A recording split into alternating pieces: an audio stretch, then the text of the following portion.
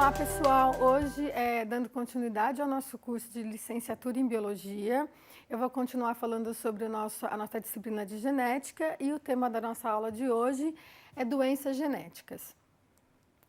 Bem, essa primeira aula é uma aula introdutória para eu falar depois para vocês sobre doenças mendelianas e aberrações cromossômicas.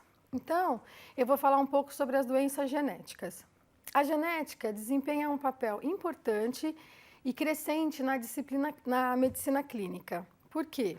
Porque os componentes que constituem o corpo humano são influenciados por genes, ou seja, todos os nossos tecidos, os nossos órgãos, eles são comandados por genes, bem como as reações bioquímicas que são processadas no nosso organismo. Portanto, a genética é um componente central para o entendimento de várias doenças. Aqui nós podemos falar sobre a associação das pesquisas que são feitas dentro das universidades com os hospitais e os médicos que vão aplicar esses novos conhecimentos à área médica. Bem, as doenças genéticas. As doenças genéticas não incluem somente as doenças mendelianas ou as doenças numéricas cromossômicas. Elas incluem também cardiopatias, diabetes, câncer e muitos distúrbios psiquiátricos. Aqui a gente tem um exemplo de doenças coronárias. Muitas vezes nós observamos em famílias grandes que alguns dos membros dessa família apresentam problemas cardíacos.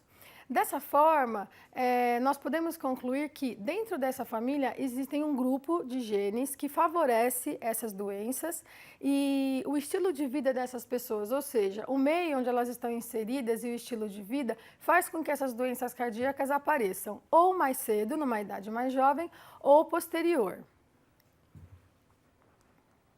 Mecanismos genéticos aplicados à genética médica.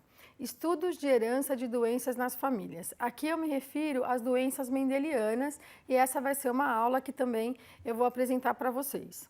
Mapeamento do gene em locais específicos no cromossomo.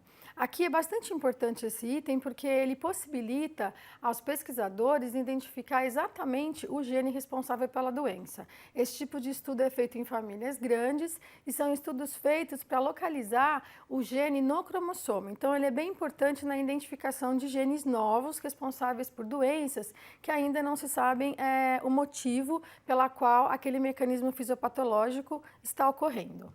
Mecanismos moleculares associados a doenças. Aqui também, mais uma vez, eu me refiro aos mecanismos fisiopatológicos, porque uma vez que eles são identificados, é possível se interferir nesses mecanismos. Eu não me refiro à possibilidade de cura, mas ao fato da possibilidade de interferir e oferecer ao paciente uma qualidade de vida melhor. Diagnósticos de doenças genéticas. Aqui a gente pode falar um pouco sobre o aconselhamento genético, ou seja, se numa família existe alguém com algum problema genético e uma pessoa dessa família não tem esse problema, mas vai se casar e gostaria de saber qual é a chance que ela tem de ter um filho com esse problema, ela pode procurar um lugar específico para receber informações sobre aquela doença e, a partir daí, então, identificar qual é a probabilidade que ela tem de ter um filho com aquela doença genética ou não. E a terapia gênica. A terapia gênica eu vou falar um pouco mais porque é um assunto bastante explorado e que tem tido bastante resultado e é um assunto que é recorrente na mídia, então eu vou dar um pouco mais de importância nessa aula introdutória.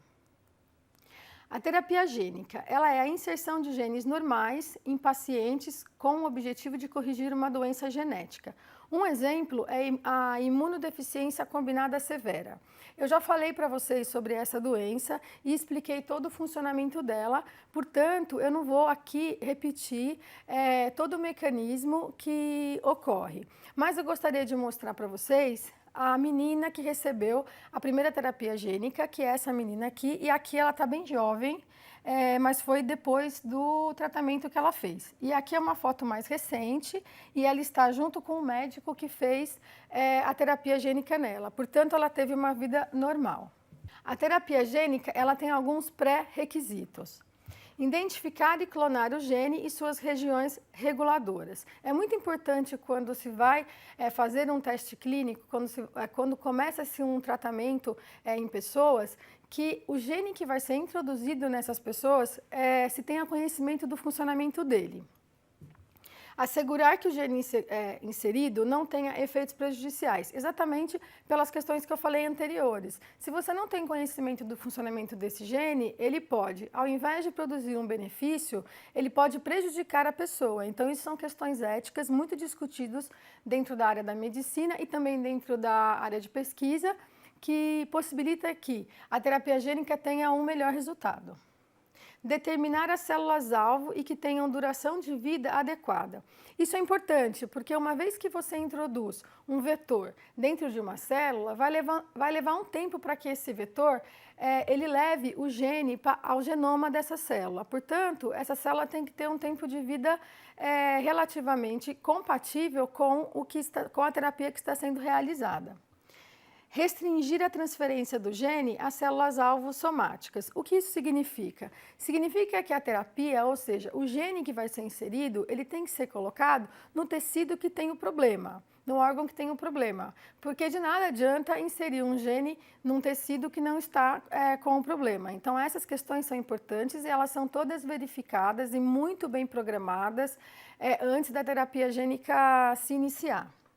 Documentar e divulgar os resultados obtidos. Aqui eu me refiro muito mais à área acadêmica, porque é por meio da pesquisa básica que se tem informações que são valiosas para que esses testes clínicos sejam depois realizados em pessoas.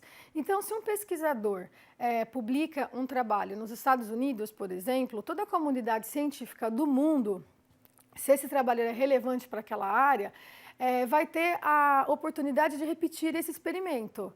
E esse experimento tem que ser reprodutível. Se ele não for reprodutível, esse trabalho perde crédito. Então, a própria comunidade científica cuida de que esses experimentos eles realmente sejam experimentos que tenham resultados efetivos para as doenças que estão sendo estudadas. A classe de doenças passíveis de terapia gênica. As doenças hereditárias, as doenças monogênicas, que são as doenças que você pode fazer a reposição do gene defeituoso por um gene normal. Também podemos citar as neoplasias, as doenças infecciosas e outras doenças como as doenças coronárias, artrite e doença renal. Sabe-se que atualmente já foram aprovados mais de 1.800 testes para terapias gênicas em humanos. Nesse gráfico, que ele é de 2014, aqui mostra os diferentes países que estão desenvolvendo já testes de terapia gênica em pessoas. E como pode ser observado, nos Estados Unidos já foram aprovados 1.312 testes.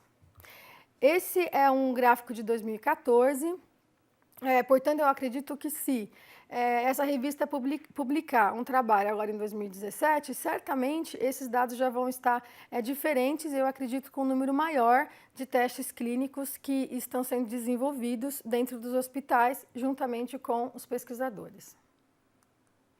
Mais uma vez, eu gostaria de dar as minhas orientações de estudos para vocês, lembrando que essas orientações também são valiosas para a programação futura dos alunos de vocês. Você terá total autonomia para escolher a melhor hora para estudar, porém, seja disciplinado. Procure reservar sempre os mesmos horários e dias da semana para seu estudo. Não deixe para estudar na última hora, não acumule dúvidas, anote-as e entre em contato com o professor da disciplina. Isso é muito importante para gerarmos discussões que são importantes, até para aprofundarmos mais o assunto que está sendo discutido naquela semana. Não pule etapas, pular etapas pode fazer com que vocês percam tempo. Faça todas as tarefas propostas, pois é uma forma de vocês entenderem o quanto vocês estão fixando o conteúdo.